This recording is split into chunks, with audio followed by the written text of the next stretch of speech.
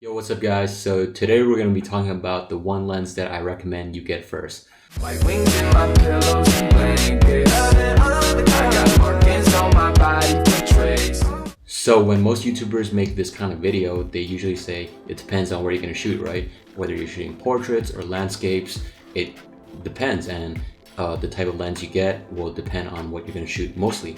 And that is correct advice, that's not wrong, but the type of person who's usually asking this kind of question is usually a beginner, right? And they usually like to shoot a lot of things. They don't just shoot landscape, they just don't just shoot portraits, they shoot a lot of things. And I still shoot a lot of things, you know, I still like doing portraits, I still like doing landscapes. So the lens has to be very versatile, right? And basically the lens is the kit lens. And I know what you're gonna say. You say, Ryan, the kit lens blows. And that's not true, you know, the kit lens is alright, you know. I personally wouldn't ever buy it, but it's alright. And if the photos are coming out bad, it's probably not the lens. Because there are a lot of good photographers who use a kit lens, you know. So you probably know which lens I'm gonna recommend. So the lens I'm gonna recommend is the Sigma 17-50 2.8, and honestly, when I watch these kind of videos from other YouTubers, not a lot of people talk about this lens, and it's super underrated. And it was probably the lens on my camera body most of the time when I was using Canon, right?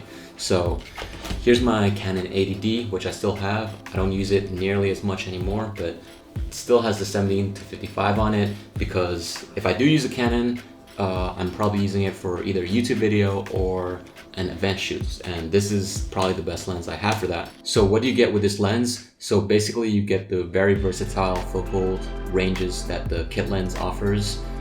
So you get from 17 to 50, and 50 is like basically the minimum focal length for telephoto, and 17 is basically pretty wide, right? I think when it translates like 24 or something, yeah, it's 20, basically 24, and that's pretty wide. You know, you can get really decent landscape shots, you can get cityscape shots, and with 50 you can do like more maybe portrait style shots. And especially with the 2.8, the lens is a lot faster than the kit lens, and especially shooting nightlife stuff or event stuff, you might need that faster lens. And 2.8 is decent, you know. You're not gonna get super creamy bokeh, but you're gonna get some bokeh, and it's gonna look super professional. So let's just do a quick price comparison between the 17-50 Sigma 2.8 with other lenses that are around the same focal length for the Canon crop sensor. So the 17-50 2.8 is around $290 on Amazon,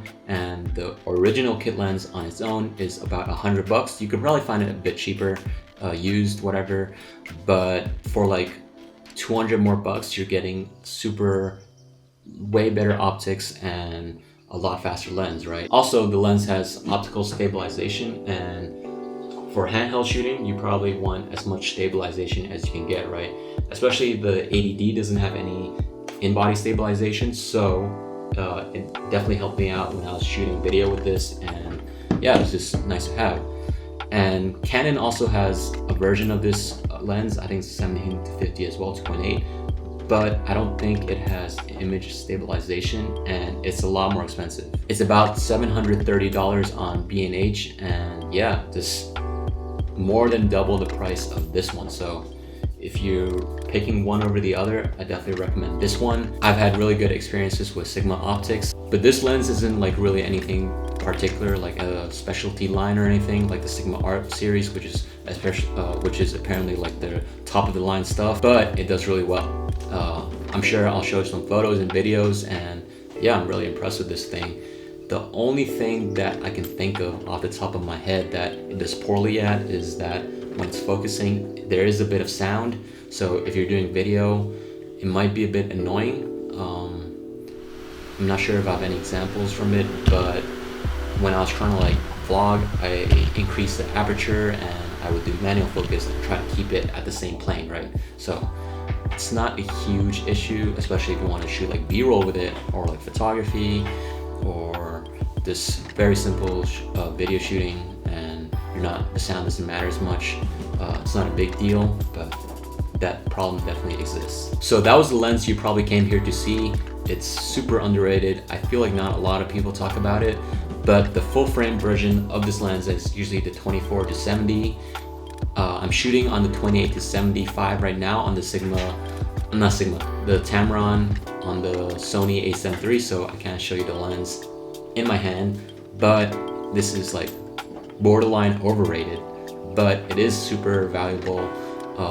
It's like pretty cheap. I think it's the cheapest lens of this like type, 24 to 70 2.8. Yeah, just having this kind of lens, like 17 to 50 or 24 to 70, which is the full frame equivalent, basically you can shoot like a lot of stuff. Like this lens is basically on my camera probably like 90% of the time, and you probably won't have to get another lens for a while, to be honest.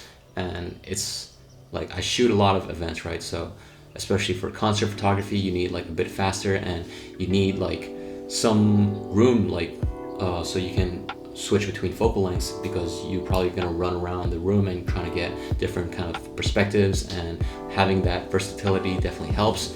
And 2.8 is definitely the minimum aperture I would recommend for like a low light kind of scenario. A lot of people don't talk about this lens, so I felt compelled to make a video about it. And I do have other lenses, so if you want me to make another video about some of my other lenses, or maybe like my favorite lens, which might not necessarily be this one, but yeah, just let me know in the comments down below. Hopefully you found this video helpful. Maybe you're gonna buy this lens, and yeah, like, comment, subscribe.